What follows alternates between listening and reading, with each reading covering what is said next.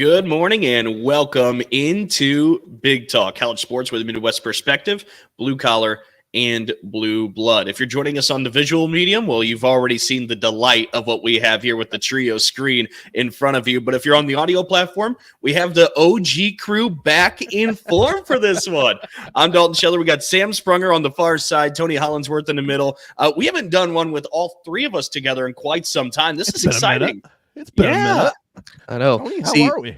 For anybody that's wondering, it's not like Batman. Bruce Wayne and Batman are not the same. Dalton and Tony are not the same. Totally separate personalities. Although I tried my best Dalton impersonation. I had all my MSU stuff on at one point. I had my Michigan State beanie on last episode. So, I mean, I've been trying, Dalton. I've been trying. Well, and it's been a couple months. How many schools do you own now? Because you have LSU, you've got Michigan State. How many different ones do you have?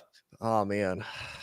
I'm through at least a quarter of the Division I at this point. Like my closet is getting overstuffed.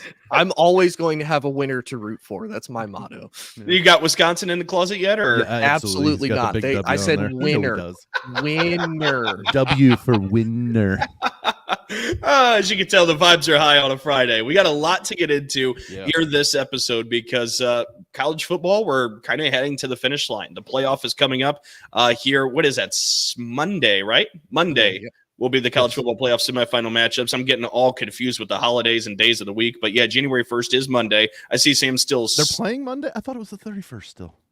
No, they're playing the first. Okay. I don't. Last year was the 31st because Ohio State missed the field goal as the clock went to 12. One of the most epic ways to ring in a new year I've ever experienced, even though it was against the Big Ten. Just any sporting event that dramatic happening seconds away from the ball drop was terrific. It was literally the quietest I've ever heard this area at midnight because I'm in the middle of Ohio. So, well, and it's funny. This actually came up just a couple days ago as just an off story. We were speaking with our neighbors about getting together for New Year's again this year, and they're like, "Yeah, remember we did that last year?" And I'm sitting there, and at this age, in my 20s, I can't remember anything. I'm like, we did? And I'm like, that's right, because Ohio State missed the field goal. We were there together. Like, that's how I recollect the new year now of 2023. Anyways. You know what makes me upset about that statement, Dalton? What's that? I'm in my 20s. I'm getting older.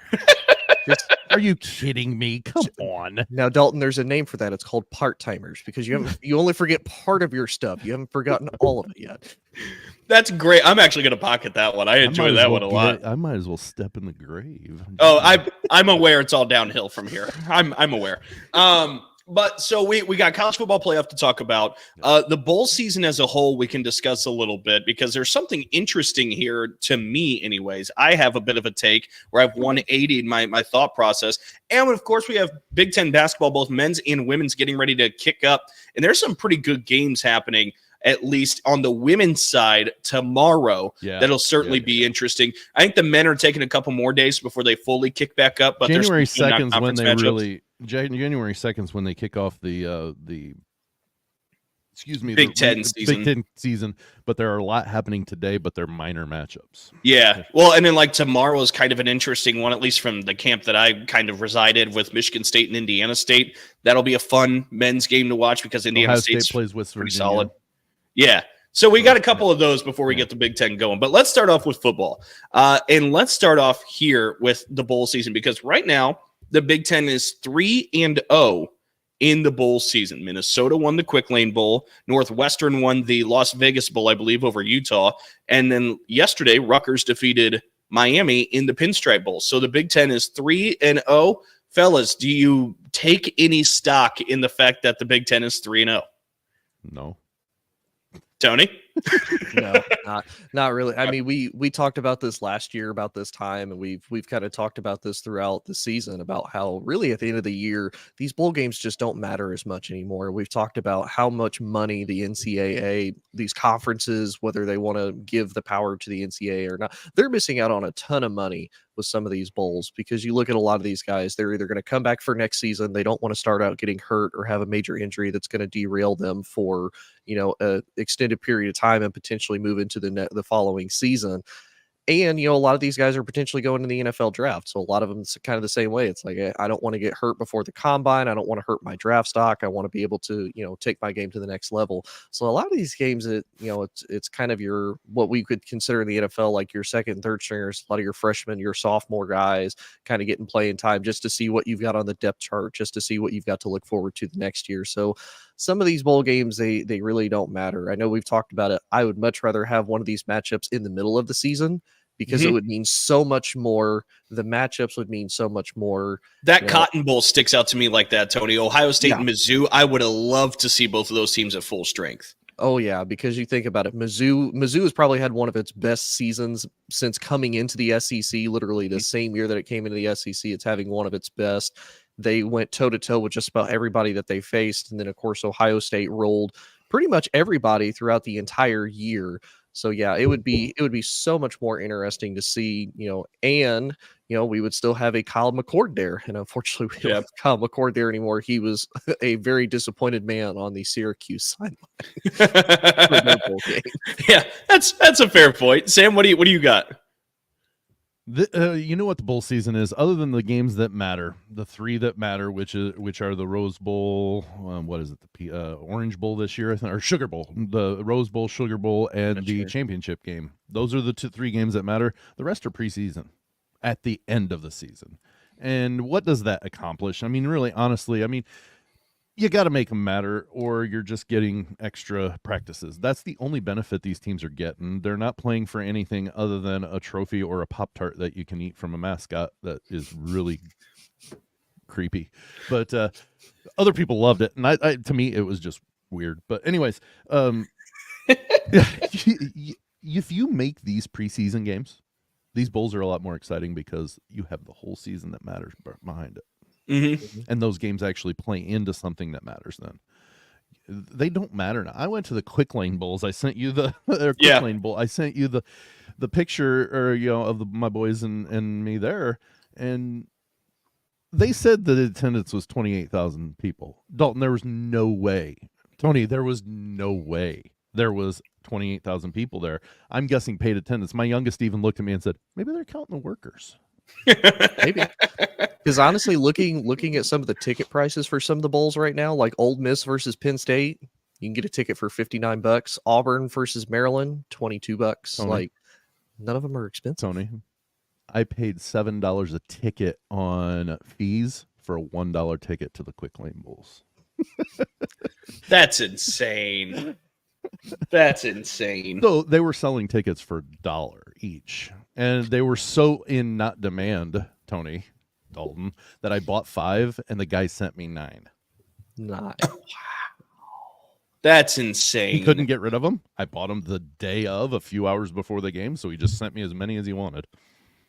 I know in the NFL, the Panthers were actually selling tickets for cheapest. Yeah, 45 cents a ticket. That is crazy. But my point is I looked at the team crowds. Bowling Green was just down the road, so they packed their side. Minnesota had about 2/3 of their seats that were filled, and only about half of them were in Minnesota colors. So I mean, like, if you had to travel to Detroit from Minnesota, you weren't not a ton of them were making the trip. It's just not worth it. Yeah. Well, although Minnesota does have a really good running back, he ran all over the place. Yeah, against Bowling Green. So yeah, no, that was an impressive display. But I will go ahead and zag where you guys are zigging a little bit. Overall, your point I completely agree with, and this has actually been my mindset for the last several years with the bowl. We got the mini bowls. He's going to run an alley-oop or a reverse on us right now. Watch, Tony, here it comes. But here's what I'm thinking. You alluded to the Pop-Tart Bowl. Yeah, that's only fun. I'm in. So instead of 3, I didn't say that it was wrong. Instead of 3 bowl games that matter, to me, there's 5. I look forward to, and I did this like subconsciously. Duke Mayo, Pop-Tarts Bowl, and you know what? The Toastery Bowl was up there for me, where they're throwing bread after the game and there's toast angels happening on the field. Like the Toastery Bowl. You know what they should do is they should make breadcrumbs and fling it. Yeah, that's not a bad idea. But to me, honestly, and this kind of happened subconsciously. I wasn't really paying attention to like my viewing habits, but I started going through and looking at bowl season games day to day and be like, nah, not interested in any of these. Duke's Mayo, okay, I'll carve out time. Like I'm watching that game. They played yet? They have played already. West Virginia won the Duke. So he got Mayo. Yes, he did. And then of course Kansas State won the Pop-Tart Bowl last night. Did you see how they brought the edible mascot out? Yes, it was. That live mascot, by the way, hilarious. The entire game. I liked the mascot, but then when he kills himself by jumping into a toaster. Well, and what was it? I need to pull up the tweet so I have it for sure. But Roger Sherman, who's been in football media for a while, tweeted this out last night. Let me find the still shot he has. He says, I asked if it was offensive to eat a Pop-Tart in front of the Pop-Tarts Bowl mascot, and then its handler yelled out, "It's their dream." And then the mascot grabbed a Pop-Tart out of my hand and started force feeding it to me while making soft grunting noises. Soft running noises? Soft grunting noises. Oh, grunting. I am telling you, I am here for this being what bowl season is now. I am 100% here for it just being as wacky and zany as that. Can we bring up something though? Can we bring back an old beef that you have? Can we bring back the Dalton has beef with Wendy's about not sponsoring a bowl? Yeah, game? What's up with that? I gotta bring the old beef have back. a bowl. I would love that and just roast people. Like I have totally like come 180 on this to the point where I'm like, you know what? All those other bowl games, I really whatever. But I mean, the college football playoffs matter, and this, I am here for corporate partners just using a bowl game as a 3-hour infomercial about how much fun they can be, and that's what Pop-Tarts did. That's what Duke's Mayo's been doing. I think soft grunting got me. As force feeding a Pop-Tart to you. And you can see in the photo here, this is going to be bad because it's from my phone, but I'll pull it up to the screen for a visual audience. But here is the photo that Roger Sherman shared. Oh, goodness. Being force-fed the Pop-Tart While from the Pop-Tart mascot. Softly grunts. I'm telling you, I am here for that. So I've kind of come 180 on bowl season. Like I will mark and I will watch those games next year because that's fun. But at the same time, Dalton, couldn't you have that fun at the beginning of the year at those bowl games? I don't disagree. I also don't know if I don't know if the environment allows for that because I get I that. think coaches and players lean into this here where they're grabbing the Pop-Tart, the edible Pop-Tart and flinging it after. So there's two things I've got. I don't disagree. The fun stuff. But how many of those do you watch that are fun? Right now, 2. Well, 3. Toastery Bowls on my list now for next year. 3. Of how many bowls? 40? 42, I believe. 42? So you're holding out for 6 teams playing a game that doesn't matter over the 84. Yes. Okay, fair. 100%. Yeah. But my point on that one is I don't disagree that part's fun. Somebody has done a good job in their marketing for those bowls. But like, not to knock the Quick Lane Bowls, but had I not gotten one of their program flyers with the rosters, I wouldn't even have known. Like who's playing in there? The branding and stuff around was all Lions. The Quick Lane. Yeah. No, and I'm not expecting them to totally do a revamp, but like it was just it's different. Well, and I'm with you. And that's why I think for, again, the vast majority, they don't matter. But like I said, subconsciously, this was not a concentrated effort. I just started noticing that I started marking down those games because they're fun and they magnetize me in. I wish more and more bowl games would do that. I wish the corporate partners would be like, you know what? Let's just have 3 hours of ridiculous fun, celebrate this game of football where half of the team's even playing. Let's just have fun. And I think that approach actually works. And I think it did for Pop-Tarts last night. I think we need to petition somebody, and this is bear with me on this. It would make one more bowl happy for you to watch, okay? Since the Quick Lane Bowl in Detroit is the only Midwest bowl game, right? There's no other bowl game. First off, I'm shocked that Wrigley doesn't have one. Just a thing. But anyways, but because you've got Fenway and Yankee Stadium. But anyways, my point being on this is only Midwest bowl game. You get a Midwest company to sponsor it. Yeah, I get it. Quick Lane is a Detroit company. But you know what? Let's get some big... I'd never heard of Quick Lane until they started sponsoring a bowl game. So let's get somebody like, oh, jeez. You know what? Let's get Wendy's to sponsor that bowl. Let's start a petition and really get Wendy's to sponsor the bowl in Detroit. That way we have yet another bowl, because that their Twitter... their platform formerly known as Twitter is going to explode. They'll have their own bowl handle. So they can just let this rip. Yeah. And whoever's running their social media is brilliant. So, and then they can get a mascot that's maybe, I don't know, just a cell phone walking around with insults. I don't know. You say, yeah, that would be the only thing that would kind of worry me, because as a fan watching this, I would love to just see the Wendy's roast, but it's not as fun if the other person just doesn't fight back. And I feel like not a whole lot of people know they don't want to go toe to toe with the Wendy's social media account. Well, you just described how the Pop-Tart, force fed somebody a Pop-Tart. Can you imagine somebody walking up to a Wendy's mascot that is a cell phone that gives you insults, and then just all of a sudden an insult pops up or whatever? It'd be great. I'm kind of with that. I am kind of with that. I like it. Well, and by the way, I just looked at the time. We should make sure we get the college football playoff here. So I'm going to segue us into those semifinal matchups on New Year's Day, even though Sam seems to be disgusted with that. But he's actually having fun talking about it. I know. That's what I'm saying. Bowl season's been able to bring us a little bit of fun. This seems to be the alley for these games. I still think, and you know what? You can still have bowls at the end of the season, but have the big, does anybody care about the Poinsettia Bowl? That one didn't make my list. Okay, well, why is it played? I mean, no, I'm with you. So let's make those preseason games to where those bowls still get their teams in, they still get their revenue, and these guys play a game that matters. Yeah, I'm not against that at all. Let's move to January 1st, New Year's Day, college football playoff semifinal matchups. We have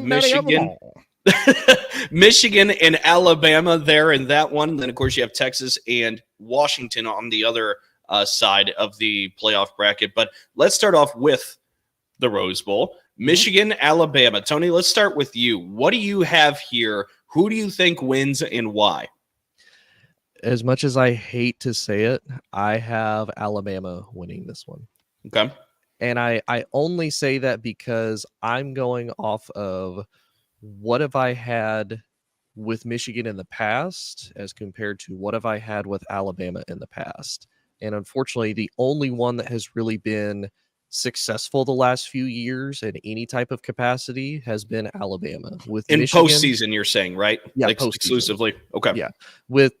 With Michigan, we don't really know what we're getting. The first year in recent years that they went to the playoffs, they were riding the Ohio State wave. They finally beat them. They got knocked out by a really good Georgia team. But for the most part, I think we could all kind of chuck that up to Michigan was riding a big confidence ego wave, and they were just happy they beat Ohio State. So that's what they were going with. The following year, they come in really, really cocky. They beat Ohio State again. And then they come in and they kind of underestimate a TCU Cinderella, story team, and they end up getting beat by them. This year, I don't really know what to expect out of Michigan. They haven't had their coach for 5 or 6, was it 6 games or 5? Mm-hmm. Six, that's right. So, the first 3 games of the season, but they were all against cupcake teams. So we couldn't really tell what Michigan was then because it's cupcake teams. They were going to beat them. But the last 3 games, though, without Jim, is when they probably struggled the absolute most with every single team that they played. Now, they played solid teams. They played Penn State. They played Maryland. They played Ohio State. Don't forget they played Purdue. They did play Purdue. They did play Purdue. But they struggled against every single one of those teams. And so that kind of makes me wonder, wait a minute, you're coming to the end of the season. You're on a roll. Yes, it's against conference opponents, but you're struggling to beat them. And it's also, and again, it might just be purely coincidence, but it's after the whole sign stealing thing. The one gentleman is now gone. Harbaugh gets suspended. So it's just weird because I don't know what to expect from Michigan. And am I getting a Michigan team that's going to try to run the ball like they should? Are they going to try to have JJ McCarthy actually pass the ball against Alabama? And on the other side, Alabama has done a complete in-season switch as well. After that Texas loss, they they struggled against USF of all teams. They only beat them like 17-3, which any other time that would not be the case. But Alabama kind of struggled a little bit towards the end of the season as well. Against Auburn, they only won 27-24, and against Georgia, they only won 27-24. But they're the only team to have beaten Georgia in the last 2 years, basically. So when I kind of look at who I think is going to be the best coached, even though they may not look at during the regular season, if there's anybody that's going to have his team well coached and coached up, ready to go for a playoff tournament battle, and the only team, honestly, in these playoffs that has been in this situation and has been here multiple times before, is Alabama. So I know the current prediction is it's 56.2% given in Michigan's favor, according to the analytics. But Michigan's only favored, the spread is only by -2. So I'm unfortunately going to have to go with Bama on this one, as much as that pains me to say, because I just like both teams. Just like both. As much as Tony loves all teams, he hates all teams. It's the Jekyll and Hyde of Tony. It is. I either love them or hate them. There's no in between. Sam, what do you got here? I'm going with Michigan. I really, honestly, I just think that they're the best team at this point. I don't think that they're playing the best, but I think they're the best team at this point. They've kind of proven that, other than maybe an undefeated team that's not in the playoff, but we'll digress on that. But still, my point being is I think they do have an injury that they I forget who the lineman was against Ohio Zach State. Zinter. Thank you. But I think so there will be a little bit of musical chairs to try to solidify that line. But I think that they've still got one of the best lines in the country. They still have one of the best running backs in the country, running back duos even in the country. And Alabama, like Tony said, they were literally 0.1% away, or 99.9% away from being eliminated out of playoff contention. Which, let's think about that. Had Auburn won and Alabama went and beat Georgia, is Georgia still in the playoff? Ooh, honestly, I would say no. I think the only reason Alabama's there and not Georgia is because they played each other, and then they said, "Oh crap, we can't have no SEC team." Yeah, that's what happened to me. We can't not have a playoff without an SEC team, even though this year probably was the one year that came to fruition and should have happened. But then, anyways, yeah. My point being is, go ahead. You would have a lot of firsts though, because if that happened, it'd be the first time you'd never have an SEC team or SEC champion in the playoffs. You'd have your first ever 2-loss team in the playoffs. On top of Alabama wouldn't have been in the playoff if they would have gotten beat by Auburn. Okay. I think Florida State I think Sam's right. I think Florida State would have made it. I don't know if Florida State would have made it, or if they still would have put Georgia in and said Georgia's 12-1. Georgia could have. But my thing is they didn't. They've tied their success, the CFP, to the SEC being in there, because obviously they're going to compete to win. There are going to be down years, and this. I'm not even saying this is necessarily a down year, but your utmost best team, in my opinion, from the SEC got beat in the championship game. Again, they got punished for playing an extra game. That wasn't on their original schedule. They had won, 29 straight games? 29 in a row, and then they lose one game by 3 points to a team that is damn good. I'm not going to lie. Yeah. And they get knocked to 5th, where they'd been 95% of the season. I don't get that, but still, my point being is I think there's a lot of ifs and question marks for Alabama. I think Michigan's got enough to hold on to it and get to the championship game this year. Oh, what's interesting is I'm going to go with Tony on this one, and it's not just because of Michigan State allegiances or fan interests. But I think it's Bama, and the reason why I think it's Bama is a big part of what Tony was saying. I mean, it's exactly how I've been looking at this one is those last 3 weeks. I mean, they beat Penn State and didn't throw a single pass in the second half. Is that damning, or is that wow? Look what they can do. I don't think they can. I don't think they can do it against Bama's defense. Oh, no, I don't think so either. I think to win a game like this in a playoff semifinal, you have to be more than one-dimensional. I just think that's going to penalize you, and I'm not confident right now in the passing game. For as good as J.J. McCarthy was to begin that year, because J.J. was looking like a Heisman contender for a long time. His efficiency marks were off the charts, looked phenomenal. And now we've seen this kind of drop off in just the passing game as a whole, where I have lost confidence there. And on the other side of this, as Tony mentioned, Alabama's kind of went through its own switch with Jalen Milroe at quarterback. Big Ten doesn't have a guy like that. Michigan has not seen a dual threat quarterback like that this year. And I'm curious how that changes things schematically and how Michigan's able to adjust just because it's a different look. I mean, forget just the talent itself, but it's a different look than what Michigan's had to play all year. I just have a couple of question marks on that side, and I think Alabama sitting at a 4 seed with the pressure on Michigan, I think that's a dangerous game. And we've seen Nick Saban win it again from that 4 seed in the past. I think this might just be the case again this time. I'm not saying that it's not possible. I'm not like 100% secure saying this is going to happen. No, to me, it's a coin flip. And personally, I don't think whoever wins that game wins the championship anyway. So. No. Oh, interesting. That's going to lead to a good segue. But I will say this, too. How many of these playoffs have we had the 1 versus 4 just be already chalked up before the game kicked off? Sure. Yeah. It's kind of refreshing to be kind of up in the air with who's going to win this one and have what we expect to be a good game. Dalton, you just said it was refreshing that Alabama's 4th. It kind of, honestly, Alabama is an underdog. I don't know why, but I kind of can get behind it. Maybe it's because they're playing Michigan. I don't know. But that's probably you're picking the lesser of two. Let's go to the other semifinal matchup: Texas and Washington. So a bit of a spoiler alert, but Sam had said he's got this winner being the national champion, and Tony kind of nodded in agreement. So do you both have the same winner in this game? I'm going to let Tony call. Actually, he called it. I see. We do not have the same. Oh, look at this. I think Washington, I told you this, 5 weeks into the season, I thought Washington was the best team in the country, and they were 5th.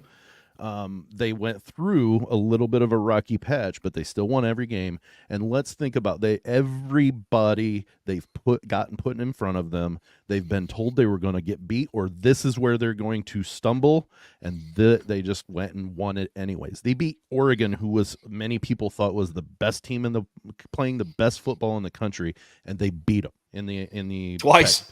Well, they beat them in the Pac-12 in the title, championship because everybody I saw was saying Oregon's winning this championship. Well, and to pause there for a moment, that might have been the most jarring thing from this past college football season was heading into that game. That spread was so ginormous in favor of the Ducks, and it's really just because Washington was not playing like themselves. I'm not going to lie, they were struggling. Yeah, and then for them to come into that game and they just opened up a can. Washington, if things are clicking, like it's really clicking. I'm with That's you. That's why there, I'm riding the Husky train. Okay. So next year, the Big Ten will have a national champion walking in the door. And it will be a national championship or a Big Ten national championship. Oh, that's right. You do have Michigan and Washington. Yeah. A Rose Bowl. They should be playing it in Pasadena. That's a great idea, actually. They should be playing it in Pasadena, but they're not. They're in Georgia this year or something? I don't remember. No, Houston. Houston. Yeah. Tony, you got Texas. Why? Well, I look at Texas and you look at, honestly, even though it was early in the season, we saw Bama struggling super badly early in the season. I'll be honest with you. I did not expect Jalen Milroe to get his job back the way that Alabama was struggling at first. But for Texas to literally roll everybody that they faced, with the exception of Oklahoma. And that was a heck of a game. If you have not watched that Red River rivalry this year, that was amazing. They scored with 40 some seconds left? Yeah, it was 34-30. I mean, you couldn't ask for a better, Red River Showdown as far as how that goes against Oklahoma, who at the time was, one of the, top 12 teams in the country. Mm-hmm. So, I mean, it was a fantastic game. And, if anybody is going to beat you, it's going to be the person that you face every single year as far as the biggest rivalry game. I mean, look at Ohio State versus Michigan, look at Bama versus Auburn, those are the big games that we always want to see. We always want to watch. So this is one of those that, yes, Texas stumbled against Oklahoma, but then they immediately righted the ship and they beat every single person after that as well. And most of them they beat pretty heartedly. Now they struggled a little bit against Kansas State. They struggled a little bit against TCU. But then after that, they pretty much beat everybody.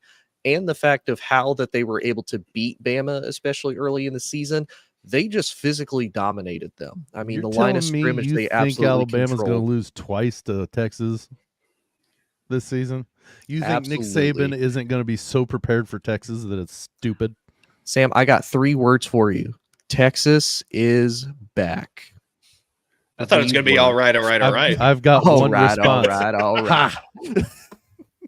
I got one word response. But no, I mean, looking at how Texas has been able to manhandle a lot of teams, and it's no offense to Washington. I think for Washington, they are coming in a lot better tested than what I thought they would be with Oregon, especially with how Dan Lanning has set up that Oregon team. Because if you kind of look at how Oregon kind of plays like an SEC team would play as far as their style, their personnel that they've went and got, and Washington's beaten them twice. So they have a pretty good battle test, but Texas has some of the biggest players. They use some of the biggest bully players, and I think they're going to be able to just manhandle Washington, in all honesty. So, yeah, I think it's going to be, and again, kind of plays into a little bit of the conspiracy theory that I've talked about, and I know we've talked about, who is probably going to get the biggest draw as far as a matchup for the national championship goes.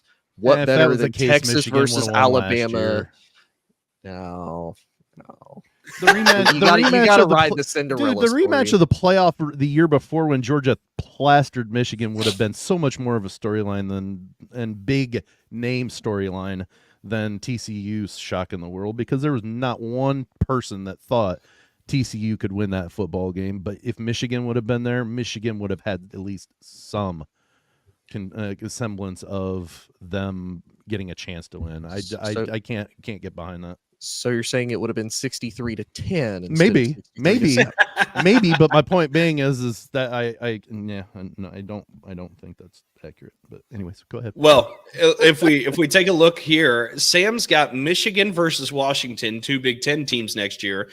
Tony has Alabama and Texas, 2 SEC teams next year. So we're kind of going both ways here. I'm going to split the difference because I've got Bama winning against Michigan, but I think Washington beats Texas. And for much of the reason we just talked about, I think when Washington was playing at full strength, Washington's offense was clicking at a level that was just kind of unparalleled. And I think Tony's right about the size of maybe some of the different positions, but I will point out Washington's size at receiver.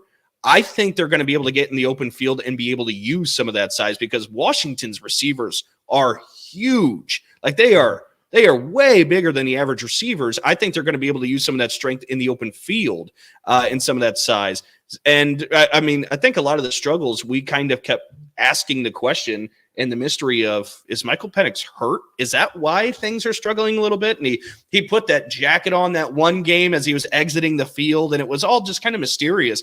And then they bounced back in that championship game. They've had a month to rest. I think with that time being said and time to recover, I like Washington all the way there. So I'm going Bama and Washington. Listeners can mark this. That way they can point out how wrong we are. But I got Bama, Washington. Tony's got Bama and Texas. And Sam has Michigan and Washington. Look at it this way. We have every possible championship covered right here. So... Oh, no, we don't. I'm sorry. We don't have a Texas-Michigan, so I apologize. Yeah. Oh, yeah. So that's what's going to happen. Texas and Michigan will play, yes. That's correct. That is correct. Okay. And then, you want to know what I'd be most excited about? I'm most excited when or if that happens, when Dalton throws up the horns. That's what I'm waiting for. I can do that. I can throw up the horns if Texas officially is back and they stamp it. Which, by the way, I'm looking forward to a Texas resurgence, because the Vince Young days back in like my childhood days, those were some of the best times of college football to me. But okay, so before we dismount from college football playoff talk, is there anything else either of you want to say about these two semifinal matchups before they kick off? No, except for I'm good on Washington, because while Texas has a win against Alabama, they played in the Big 12 that wasn't near as, this year at least, as competitive and as successful as the Pac-12 was. And Washington walked through that undefeated. Well, I'm not going to say walked as in strolled, but they went through that and played in Oregon State, who had an absolute amazing season this year. They beat, now granted, USC was down, but they're still USC. They've got that gravitas. They put them, and then they beat Utah. I mean, they beat everybody that they played. And to me, there are bigger matchups that they played than what Texas did. I don't know. I just can't get behind Texas being a win in this game, but it will happen, because that's what I picked. That's what always happens. Yeah, no, I mean, I could see it, because I mean, let's be honest. If there was ever a conference that probably had its absolute best year, unfortunately, in its last year, it was the Pac-12. So at least Oregon State and Washington State will have that to hang their hat on. Hey, we had the national champion or a team in the playoffs last year. Hey, the Pac-2. You know what I can guarantee? I can guarantee Washington State and/or Oregon State are going to be in the playoffs next year, because they're going to represent the Pac-2 with pride in their with undefeated conference season. Exactly. Well, let's go ahead now and move to basketball. Nothing. Thanks. Well, I already gave my thoughts. That was good. You didn't even respond. Just I won't lie. I was knee deep in injury updates on Big Ten women's basketball, so I kind of tuned that part out. So, I'll drive the ship over to Big Ten women's basketball now, because tomorrow we've got quite a few good games on tap. Michigan State travels to Penn State. These are two teams that are receiving votes in the latest top 25.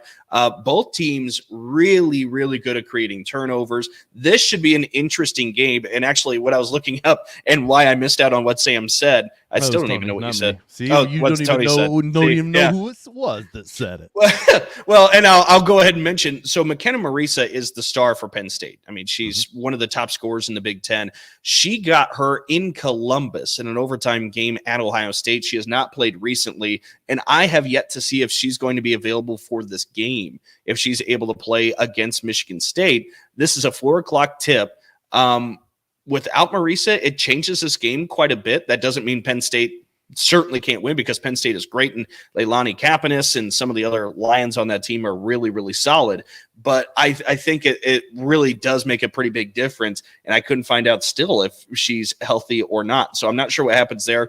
But we talked about rivalry games, Ohio State and Michigan tomorrow at noon in women's basketball. That should be an interesting one as well. Ohio State, I don't know how much you've all caught so far here early in the season. Ohio State's athleticism and their full court pressure is just off the charts. I think they're going to be a contender, Dalton. They're the one team I agree. thought over IU even. And I think I thought IU was second. The more I got to looking at it, I was just like, yeah, they're going to – Ohio State's going to do it, because they've got most of their stuff back, most of their pieces back this year. And I mean, last year, if I remember right, they were a top 5 team almost all season. They were number 2, and they went 19-0, number 2 in the country until right at the end, or at the beginning of Big Ten, or about midway through Big Ten season, I think. Yep. Yeah, and then they unfortunately had some injuries and stuff.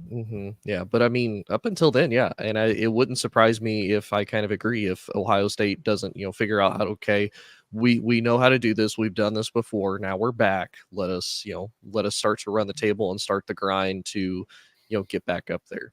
I mean, they only lost by 6 to UCLA, and UCLA is number 2 in the country. So I mean, they're a good team. They've got a lot going for them. I think that they could definitely be a team that puts some pressure on Caitlin Clark in Iowa, and maybe even overtakes them. And let's be honest too, it's hard whenever you do a feat like 19-0 in any type of a sport, men's, women's, whichever. That's hard to do, and the first time that you mess up is probably when you get criticized and when you get destroyed the most. And so that's when your confidence is going to be at an all-time low, and you are kind of shaking because it's like, wait a minute, what the heck? And then if you lose again, it just starts this downward spiral of, okay, wait a minute, we were doing so good. Now we've started to we make a mistake or two mistakes, and now we're having to try to catch ourselves back. We're trying to figure out an identity. We're trying to get people to kind of respect us again. They've already kind of gotten that out of the way. It's like, okay, we do have room for mistakes. We have room for error. It doesn't mean it's going to ruin our season. And again, we can still make the climb back up, and we're still one of the best teams in the country. And so far early on, they've showed that. Go ahead, Sam. JC Sheldon is a stud. Just saying. Well, I mean, they're just loaded. Cody McMahon. Yeah, Cody's so good. And then you look at Taylor Theory, Ricky Harris. Like, it's a loaded squad that they got. But somebody had mentioned Iowa and Caitlin Clark. I think it was Sam, and that Ohio State can maybe overtake them. Iowa's got a Big Ten contest against Minnesota tomorrow, 2:00. 12-1 against 11. And Minnesota, in the first year under head coach Don Plitzewhite, has really looked sharp. Mara Braun has been off the charts. They battle each other in this game. And here's what's really interesting to me about this one, too, as we continue to track all the great feats of Caitlin Clark. She's at 3,114 career points right now. Again, 3,114 career points. She's 1 point behind Lori Ballman from Drake on the all-time scoring list, climbing the chart. And then also within reach of this game is Patricia Hoskins from Mississippi Valley State, who played there in the 80s. She has 3,122. So Clark gets 9 points. She would then move into what I believe is 5th all-time in career points on the scoring list. So she continues to climb the ladder as she chases Kelsey Plum, the all-time leader, with 3,527 career points. Dalton, didn't we talk about this, that she'll probably break it this year, and then if she comes back next year, she's going to make it impossible to get caught? Yeah, I think so. I mean, she's 400 points away. She's already scored 350 this season, I think. Not even halfway through the season. She's averaging 30 and a half a game. And there's still 17 games left. Mm-hmm. Yeah. Like the amount, And there could be postseason run too.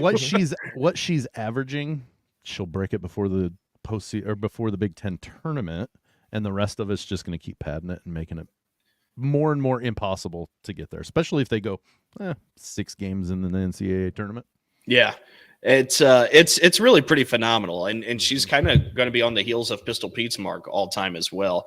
But outside of those games, again, great games. Then you have Rutgers Northwestern at 3:00, and Wisconsin and Purdue will tip at 6. But I do also want to mention here too, because I kind of glossed over the Michigan State Penn State game, which again might just be the most competitive, I'm thinking, out of the games. Like that seems to be two teams that have been on the same track a little bit that are going to collide.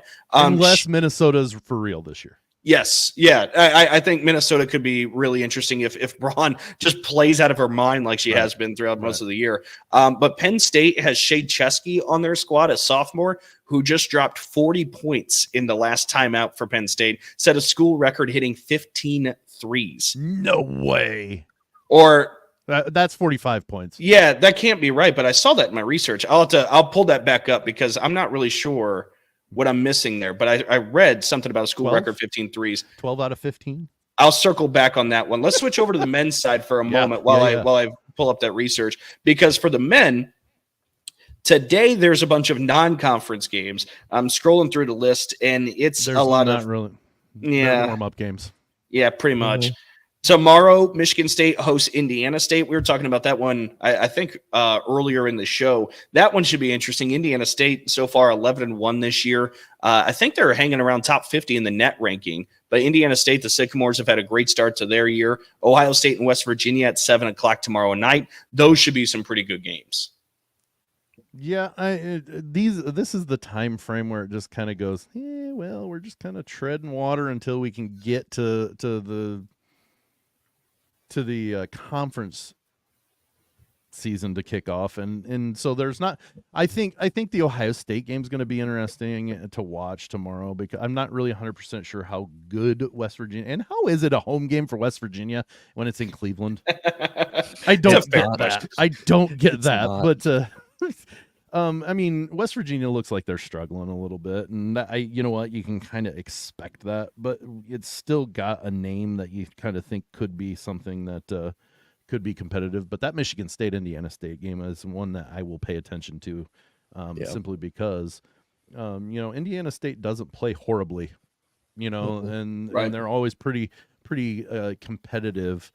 They don't always win, but occasionally they do. But I'm not saying they're going to beat Michigan State, but it'll be interesting to see, because Michigan State rebounded so well that if they what's this team? We're also talking about the team that lost to James Madison. Again, James Madison's good, but Baylor's number 6, when they played them and beat them dominated them, throttled them. Yeah. And Dalton, I made this comment last week. What's the fact that Michigan State dismantled Baylor so badly, and Baylor only dropped 4 spots in the polls?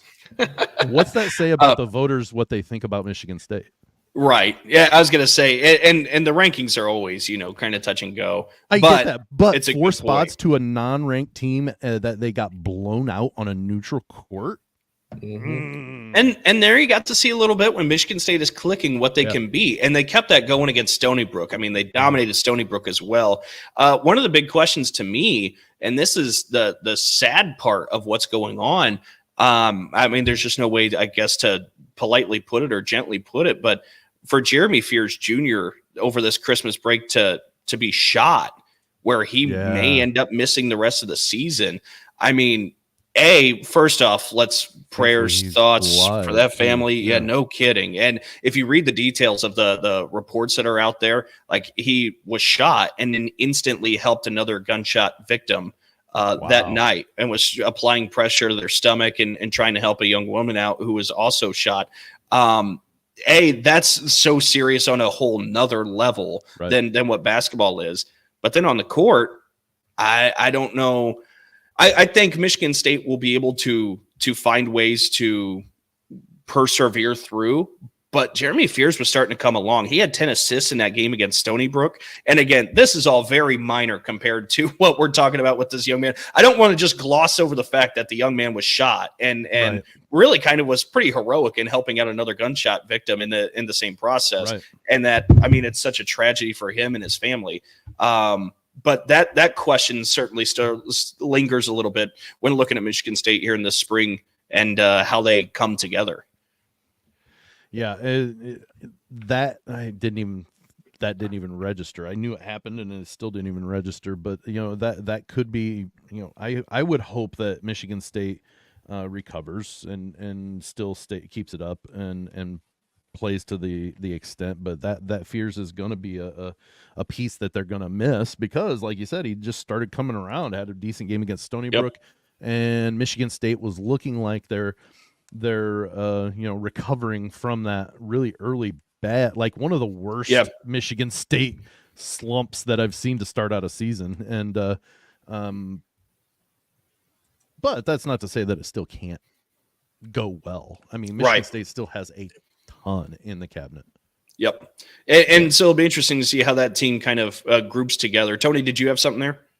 Yeah, I was going to say too, it does give a lot of hope, because, even if unfortunately he does potentially miss the rest of the season, with Fears being out, this freshman group that Tom Izzo was able to recruit and bring in, if they stay with Michigan State, is going to be really good. I mean, I know statistically they're not really making that big of an impact as far as points go, but Cohen Carr, Xavier Booker, Jeremy Fears, all of them have been really, really good so far, being just young freshmen. And again, if they can keep them, Michigan State's going to continue to be really good for the next couple of years at least. And the fourth member of that class is intended to be redshirted this year, but Garrick Normand eventually is going to be a nice project for this Michigan State team, a lot like the Matt McQuaid days for MSU, which will be really fun to see. A little bit of McQuaid. That's a name for isn't it so good? He was so much fun to watch. And then, of course, with Big Ten play, one of the questions that now sits, I mean, we talk about things that happened off the court, Illinois and how they'll bounce back with the recent news of Terrence Shannon Jr. Not that we'll dive into it, but just to see how they move along, because, I mean, as he was sitting now, he was on pace to maybe be an All-American. Like, he was having that kind of season. So not diving into the situation off the floor, but on the floor, how does Illinois regroup around it will be interesting to see. That was my thing is they've got FDU today. So they're 6-7. But like, as they get into the Big Ten season, how is that absence gonna affect the Illini? And because he was the cog that was making the machine, run smoothly. Not that he was the only thing happening, but like, you take that out, then all of a sudden you've got to find somebody to plug in, then it's not going to fit the same. And plus, then again, Dalton, you've got the gel problem then. Yep. All of a sudden you've got to put somebody new into a position that he was in, and he's not going to, that replacement more than likely isn't going to be able to produce at the levels that Shannon Jr. was. And so I don't know if Illinois drops significantly or just slightly, but I think you're going to see Illinois drop some. Yeah. But I will say one thing about the whole incident off the court. Hold off your judgment until things come out. Can we do that? Let's not crucify him or the victim or the alleged victim or anything. Let's make sure that all the stuff comes out before we decide what we're doing with him. Okay? Yeah. Get some information. Yep.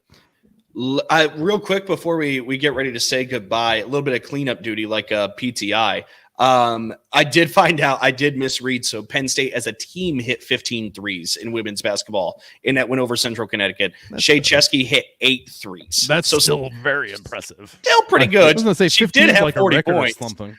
I know, that's what I thought it was. I just thought it said 15 threes program record, but no, it was for a team. So the she team had hit 15, but she of had the 8. 15 threes. Yep. Okay, still 40 enough. points. So that's something to watch tomorrow as Michigan State and Penn State battle there in Happy Valley. Okay, before we say goodbye, New Year's coming up. Any plans for New Year's? What's the traditions for the Hollingsworth and Sprunger duo here? Well, Dalton, I've got 4 kids, all of them under the age of 16 or under. So do they get to stay up, or do you put them to bed? Oh no, we let them stay up to midnight. It's okay. The one day that we let my 8-year-old stay up till midnight, cool. willingly.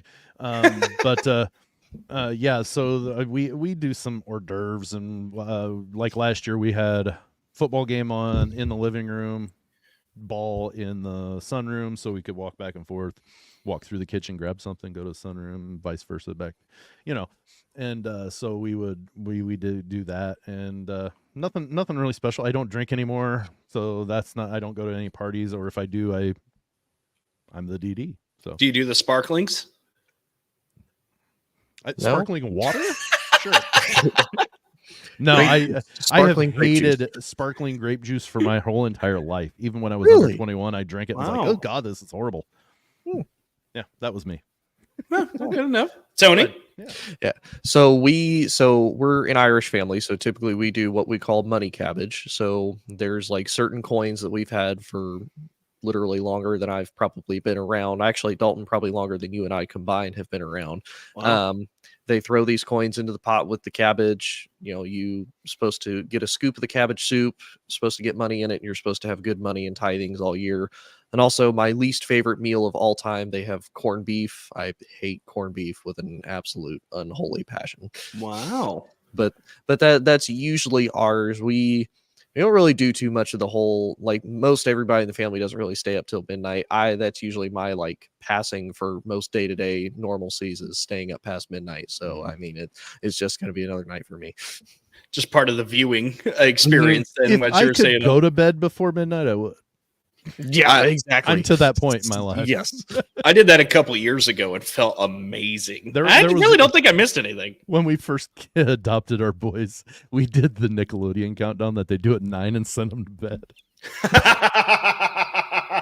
That's parenting 101. They were all under the 10 or 8 under, so we were like, okay, 9 o'clock, go to bed. Or we even told them, we were like, look, you're not staying up till midnight. It'll be New Year. It's literally nothing other than what we're getting ready to do. No different at all. And I said, let's think it this way: we're celebrating in London, okay? The television personalities don't even drink anymore, do they, when they're on air? Because that used to be part of the fun, was seeing which one's going to stumble. Yeah, I mean, it used to be kind of fun in that way. If they are drinking, they're hiding it very well. Say, who was it? Who was it? Oh no, it was Jenny McCarthy a few years ago. Was just drunker than all get out. Well, do you remember? I think it was Cooper Anderson did it too. He took a drink. Yes. Yeah. Yes, I remember that used too. to be fun. But so anyway, used to be fun. Well, it was fun to Killjoys. watch. Well, I don't know, like anymore. The experience isn't that fun to watch for me. You'd see the ball drop and there's a bunch of people there doing whatever in the crowd. Mhm. But for us, we get together with friends and we play a couple of games. A little left, right, center, little chase the ace. Oh my gosh, left, right, center. Oh. Classics. You ever play that for money? Yeah, we do that each Christmas. We put like a 1 in there, and then we just end up giving it right back too. That's not really playing for money. I've played it where you play the 3 chips, you replace them with quarters, and then the 8 people that are playing. That's not a bad hand to pull in when you win. Yeah. I have to. Mr. Hartman, Mr. Hollaball, those people I played left, right, center for money with. God, that's DeKalb County Eastern legends. But that'll do it for us for another episode of Big Talk. Sam, Tony, you want to let the people know where they can find us? Go ahead, Tom.